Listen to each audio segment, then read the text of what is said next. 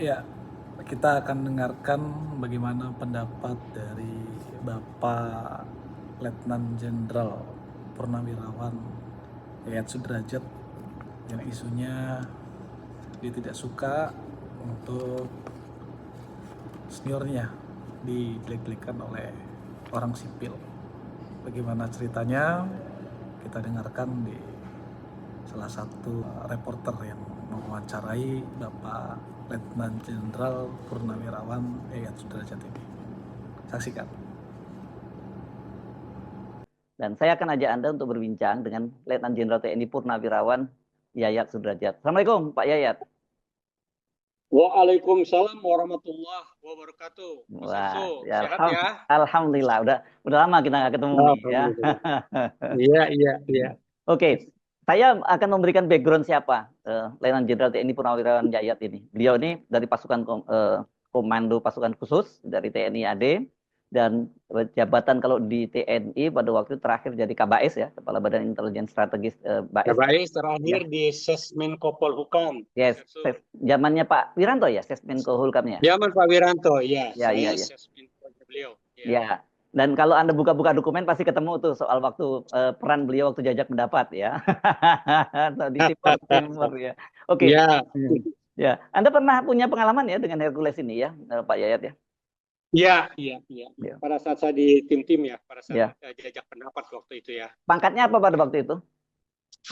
Saya masih Letnan Kolonel, karena saya waktu itu sebagai Dan Satgas Intelijen Tribuana 8 dari Kopassus. Iya, oke.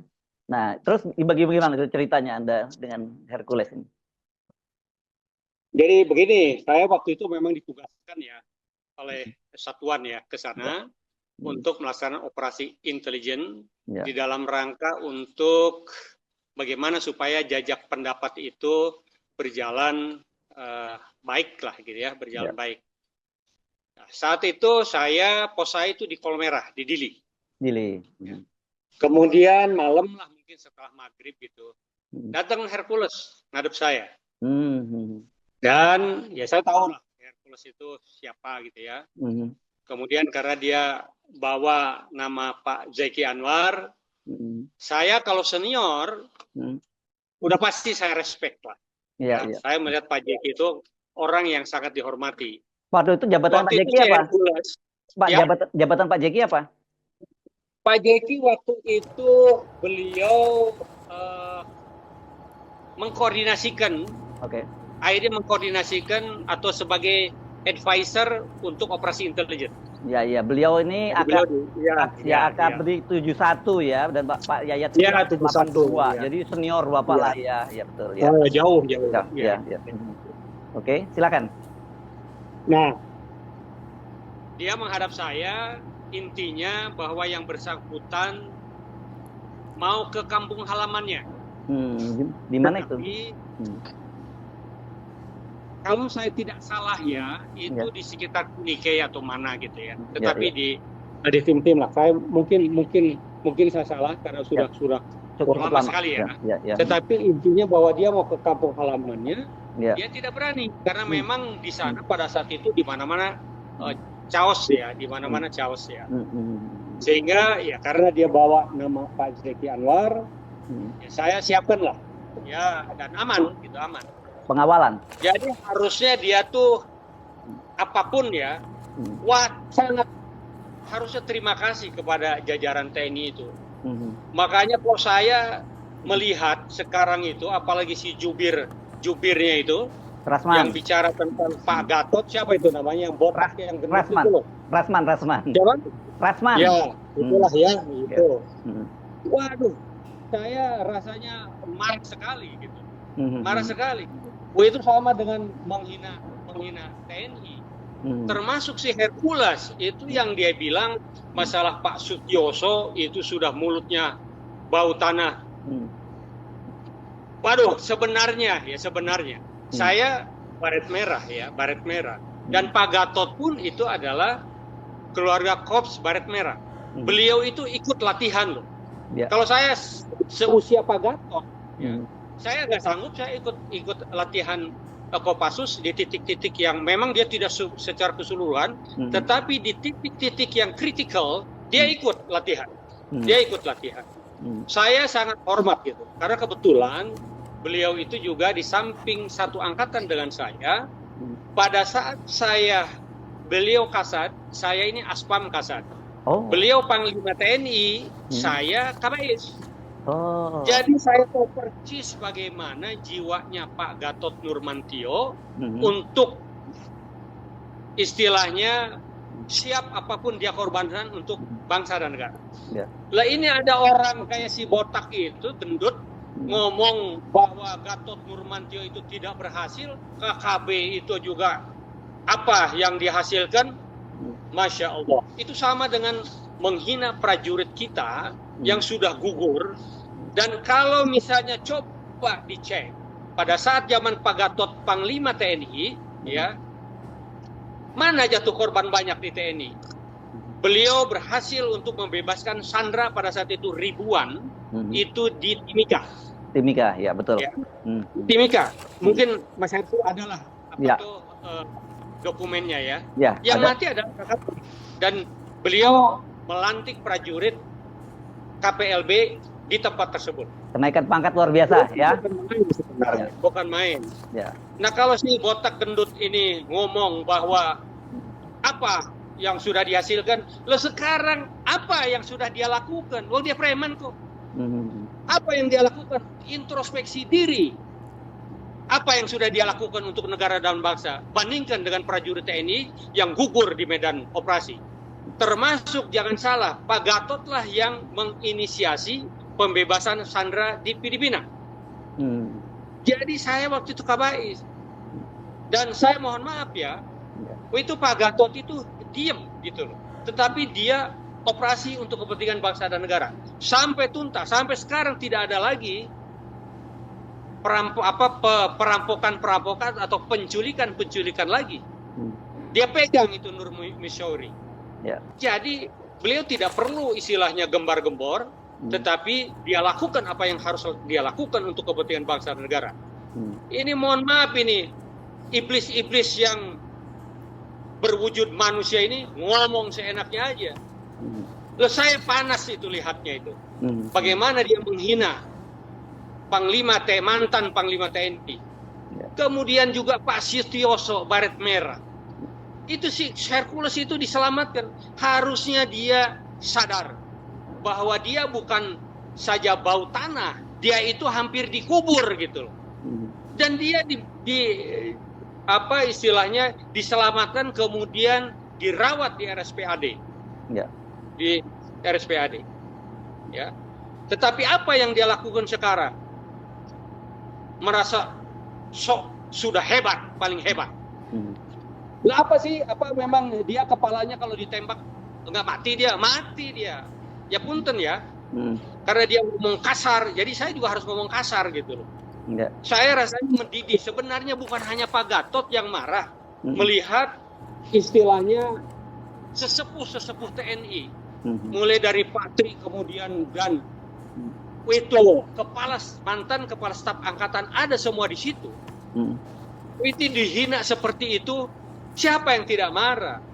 Walaupun dia tidak misalnya menghina Pak Gatot, dia tidak menghina saya, tapi dada saya ini bergolak gitu. Itu beliau itu mantan pejabat di jajaran TNI, baik darat, laut maupun udara. Artinya beliau itu orang-orang pilihan dan memang punya kapabilitas dan sumbangsih kepada negara ini bukan main gitu. Loh, kok dia ngomong seenaknya? Jadi sebenarnya semua prajurit marah, Mas Hersu, marah. Cuma kita menahan diri gitu loh. Sudahlah. Jadi bukan hanya Pak Gatot. Jadi kalau si botak gendut itu, kenapa kok Gatot yang marah? Kita kan tidak menyinggung Gatot. Loh, bukan masalahnya itu. Kita ini punya jiwa korsa. Mas Hersu, ya, kalau di medan pertempuran ini ada anggota kita yang mati, tidak akan mungkin kita biarkan, kita tinggalkan. Itu mesti, walaupun kita harus berkorban berikutnya karena menolong atau misalnya membawa mayat rekan kita, itu kita rela gitu loh, kita siap untuk itu. Itulah namanya jiwa korsa. Jadi beda dengan punten ya orang sipil gitu ya. Kalau orang sipil ya gue masing-masing dong. Gue lulu kan.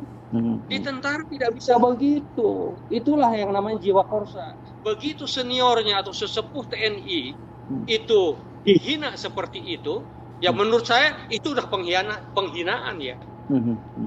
Dibilang apa mulutnya sudah bau tanah. Ya. Sekarang apa yang sudah dilakukan si Hercules maupun si gendut botak itu kepada negara dan bangsa?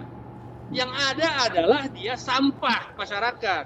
Yang ada adalah dia membela orang yang bayar untuk mencari duit dengan melakukan penekanan kepada rakyat. Kita tahulah, kita fakta, kita bicara. Jadi kalau misalnya Pak Sutioso bicara, harus dievaluasi kembali, dilihat kembali masalah ormas, menurut saya benar. Karena itu adalah sebenarnya premanisme.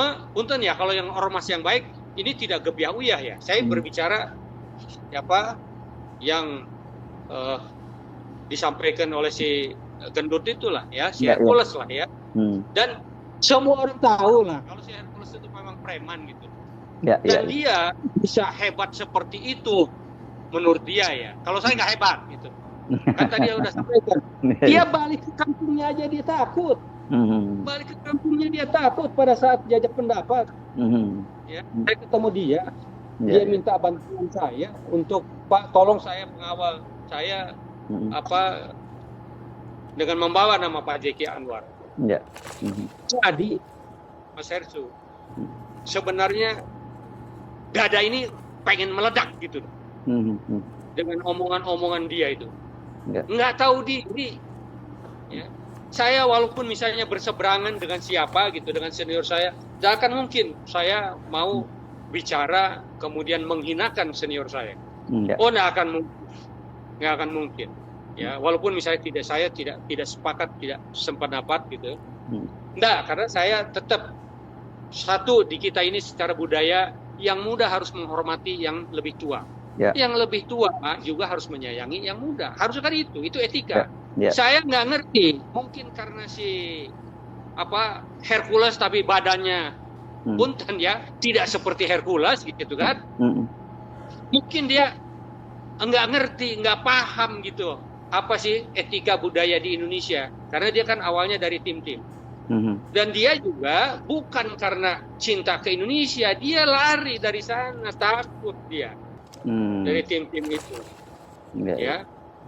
Beda dengan si Eriko, sama-sama dengan saya pada saat diajak pendapat. Eriko Guterres ya. Memang wajahnya itu merah putih waktu itu. Pak, saya siap apapun mati siap, tetapi saya tetap pro integrasi. Ya. Wah, itu benar-benar di merah dadanya merah putih sampai dia ikut ngungsi ke Kupang sana. Ini pengalaman saya pada saat diajak pendapat ya. Ya, oke. Jadi saya balik ke Timur Timur. Iya. Oke, kalau sebagian Pak Yayat warga Jawa Barat, sekarang juga lagi ramai di Jawa Barat. Bagaimana sebagai warga Jawa Barat? Nah itu, jadi saya justru sebenarnya orang-orang Jawa Barat ini ya bangun itu. Deddy Mulyadi itu bukan main kalau menurut saya apa yang dia lakukan. Dia tahu persis bagaimana penderitaan rakyat kecil, bagaimana susahnya rakyat gitu. Makanya dia terus belusukan itu betul-betul untuk mencari solusi bagaimana mensejahterakan rakyat. Lalu dia orang Jawa Barat. Lalu sekarang si punten ya, si Hercules ini apa dia? Harusnya balik, kalau perlu dia balik sana ke timur sana. Apa yang sudah dia berikan kepada negara dan bangsa ini, ya? Negara dan bangsa Indonesia. Cek orang luar mah nggak ada.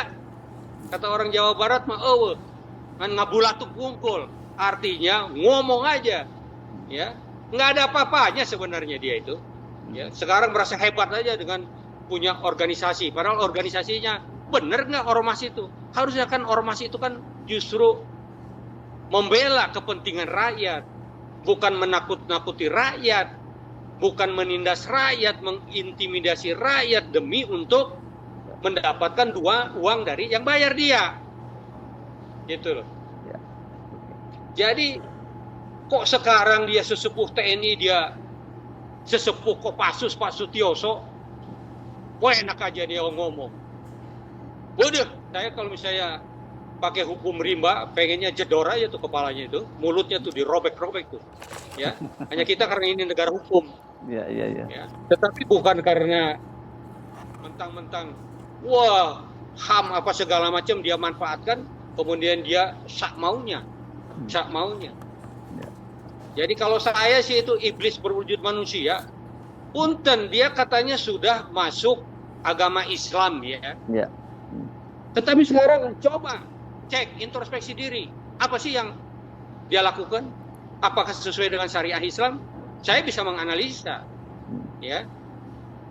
Dari omongan seperti itu saja, kita sudah mendapat gambaran bagaimana kelakuan dia. Ya. Apakah mentang-mentang, saya justru curiga sekarang, ya kan? Karena datang ke Solo, ya toh, ke tempatnya Dek Jokowi, ya kan? Loh kok sekarang seolah-olah dia yang paling hebat? Ya. Seolah-olah dia pembela negara. Apanya yang dia lakukan?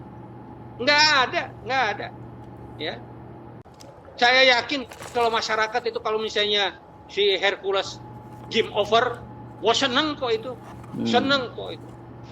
Ya. Itu aja tanda bagaimana kelakuan dia. Bagaimana apa istilahnya attitude dia berkomunikasi dengan masyarakat, merasa sok jagoan, merasa hebat. Mending kalau misalnya ditembak dia kebal peluru, ya toh, atau dibacok dia tidak mempan.